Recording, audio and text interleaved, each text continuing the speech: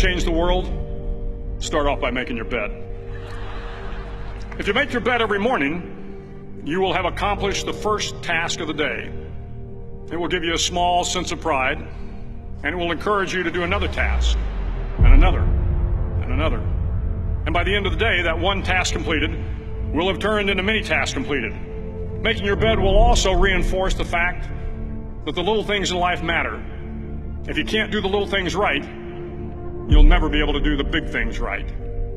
And if by chance you have a miserable day, you will come home to a bed that is made, that you made.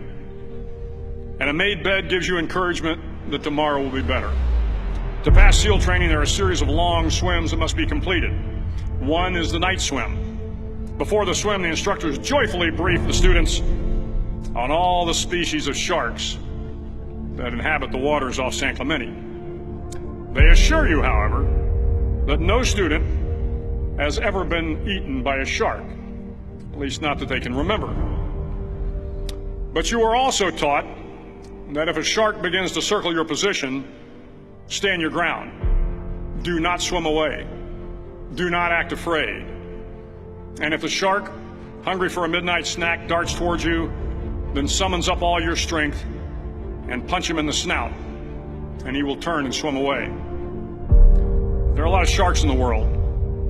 If you hope to complete the swim, you will have to deal with them. So if you want to change the world, don't back down from the sharks.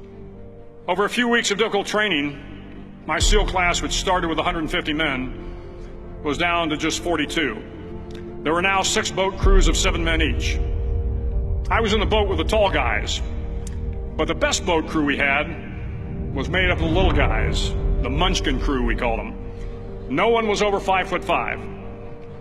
The Munchkin boat crew had 1 American Indian, 1 African American, 1 Polish American, 1 Greek American, 1 Italian American, and 2 tough kids from the Midwest. They out-paddled, outran, and outswam all the other boat crews. The big men in the other boat crews would always make good-natured fun of the tiny little flippers the Munchkins put on their tiny little feet prior to every swim. But somehow these little guys from every corner of the nation and the world always had the last laugh, swimming faster than everyone and reaching the shore long before the rest of us. SEAL training was a great equalizer. Nothing mattered but your will to succeed, not your color, not your ethnic background, not your education, not your social status.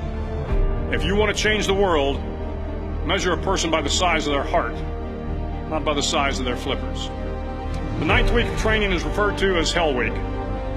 It is 6 days of no sleep, constant physical and mental harassment, and 1 special day at the Mud Flats.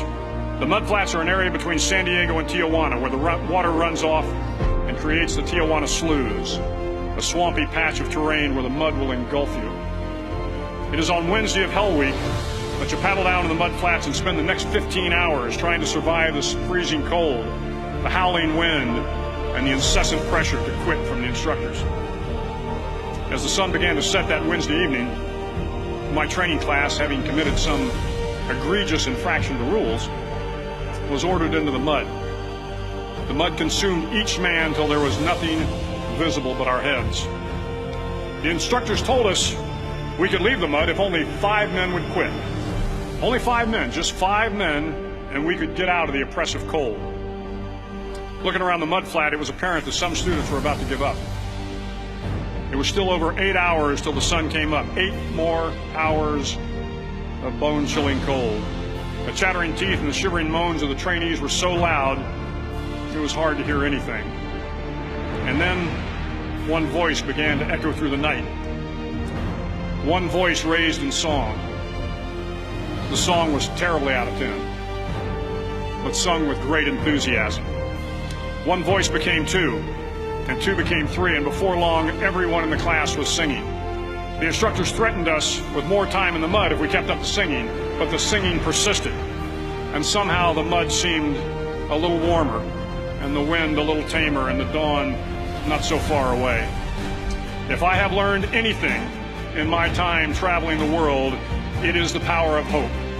The power of one person, a Washington, a Lincoln, King, Mandela, and even a young girl from Pakistan, Malala. One person can change the world by giving people hope. So if you want to change the world, start each day with a task completed. Find someone to help you through life. Respect everyone. Know that life is not fair and that you will fail often.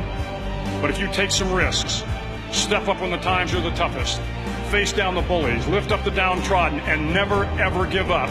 If you do these things, the next generation and the generations that follow will live in a world far better than the one we have today. And what started here will indeed have changed the world for the better.